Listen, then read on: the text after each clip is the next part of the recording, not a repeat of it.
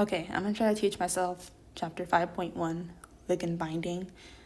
So for this chapter, we focused on myoglobin and hemoglobin as our ligand binding proteins because they were personal to just the overall health of humans and most other species. And they only carry oxygen, they don't manipulate it at all. So in this diagram here, it kind of describes the path of O2 and CO2.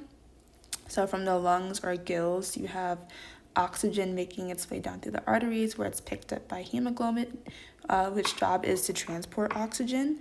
And then it travels on the hemoglobin to either tissues where the oxygen is dropped off or to myoglobin, which stores oxygen for later use.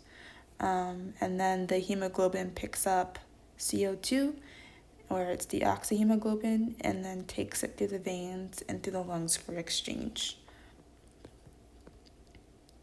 So these are our learning objectives: to understand ligand binding and be able to extract information given ligand binding data, role of hemoglobin and myoglobin in oxygen binding and delivery, role of hydrogen, carbon, and BPG in oxygen homeostasis, and cooperativity in models to explain it. We don't need to know this for the quiz. It's just these three. All right, so the case study: globins or oxygen binding proteins. So our globins are hemoglobin and myoglobin. Oxygen is the ligand. These are the proteins. So these are the ones that are binding oxygen.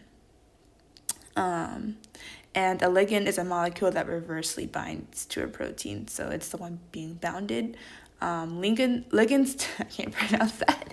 Ligands don't stay glued to the protein forever. They bind and then release. That's the important aspect, is that they're not bounded forever. They, are just temporarily carrying it either for release or to transport it. The reasons why we have globins is because we have some constraints. So first of all, side chains on proteins, so the amino acids, can't bind to O2. They don't have a high enough affinity, so that's bad news.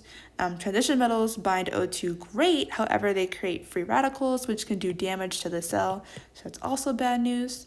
Heme, an organic molecule with iron at the center, can prevent free radicals and binds both oxygen. However, it can form dimers alone. This messes with the oxidation state of iron. And again, a dimer is just if two heme molecules were bounded together. So that's why it doesn't really work out, because it messes with the oxidation state of iron. But what we can do is put a heme inside of a protein. So basically just wrapping a protein around a heme. And that keeps the iron inside. It can control what the iron can do. And then because it is bounded by protein, it prevents the heme from forming dimers, which can get in the way of O2 binding. So we have two different types of globins, myoglobin and hemoglobin. Myoglobin is mine, it stores oxygen, it's greedy, it's a monomer, it's one subunit, and so it only can bind one oxygen molecule. Each subunit has one binding site. Because it's a monomer, it has one subunit, so thus it only has one binding site. Hemoglobin is a tetramer. It transports oxygen, so hemoglobin here, take it. It's kind of its oxygen delivery system. And because it's a tetra 4, it has 4 subunits and thus 4 binding sites, and it can bind 4 molecules of oxygen. It is comprised of 2 alpha and 2 beta chains, as you can see here.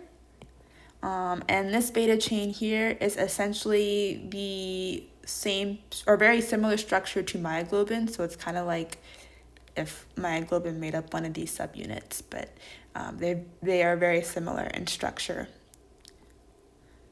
So myoglobin and hemoglobin are built on a common structural motif. They are homologous I don't know, homologous proteins, in which they are very similar. So here is a sequence of both the alpha and beta chains of hemoglobin and then myoglobin, and it shows where like the different amino acids and where they differ. So if it's coded in red, it means it's conserved are kept the same in all no globins in all species, and in gray it's kept the same in just human species of globins. But as we can see, there's 26% sequence similarity, aka identity, or how similar a structure is. It's the same idea, they're not identical. Similar binding to heme. It also means there's similar protein folds. Anything higher than 10% is high identity for a protein. And a primary sequence, as the ones given here, determines structure. Structure determines function. Thus, a high primary sequence identity will cause the two structures to be similar in configuration and have a similar function.